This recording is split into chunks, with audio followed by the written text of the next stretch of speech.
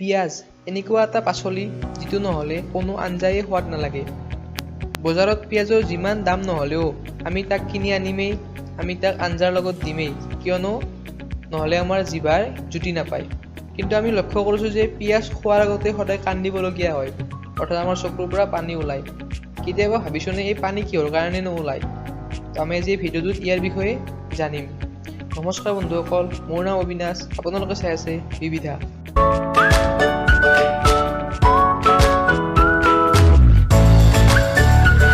বন্ধুসকল, sign প্ৰপেথিয়ন S oxide নামৰ এবিধ ৰসায়নৰ বাবে পিঁয়াজ কাটাৰ সময়ত আমাৰ চকুৰ পৰা পানী ওলায়।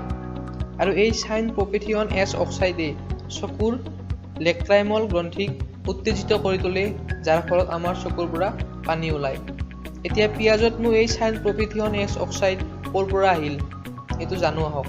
প্ৰথমতে বিজ্ঞানীসকল ধাৰণা কৰিছিলে যে পিঁয়াজত থকা এলিনেছ এনজাইমৰ কাৰণে চকুৰ পৰা পানী ওলায়, কিন্তু পিছত গৱেষণাৰ অন্তত গম পালে যে পিঁয়াজত লেক্ট্ৰাইমেট্ৰি ফেক্টৰ চিনথেছ নামৰ এবিধ এনজাইম আছে, আৰু এই এনজাইমে পিঁয়াজত থকা এমিনো এচিডৰ লগত বিক্ৰিয়া কৰি ইয়াক ছালফনিক এচিডলৈ পৰিৱৰ্তন কৰে, আৰু এই ছালফনিক এচিডেই পিছলৈ চাইন প্ৰপেথিয়ন এছ অক্সাইডলৈ পৰিৱৰ্তন হয়, আৰু ই বায়ুৰ সংস্পৰ্শলৈ আহি আমাৰ চকুৰ লেক্ট্ৰাইমল গ্ৰন্থিক উত্তেজিত কৰি তোলে আৰু ইয়াত জ্বলা পৰাৰ সৃষ্টি কৰে। ইয়াৰ ফলতে চকুৰ পৰা পানী ওলায়। বন্ধুসকল, ভিডিঅ'টো চাই আপোনালোকে নিশ্চয় গম পালে যে কিহৰ কাৰণে পিঁয়াজ কাটিলে চকুৰ পৰা পানী ওলায়।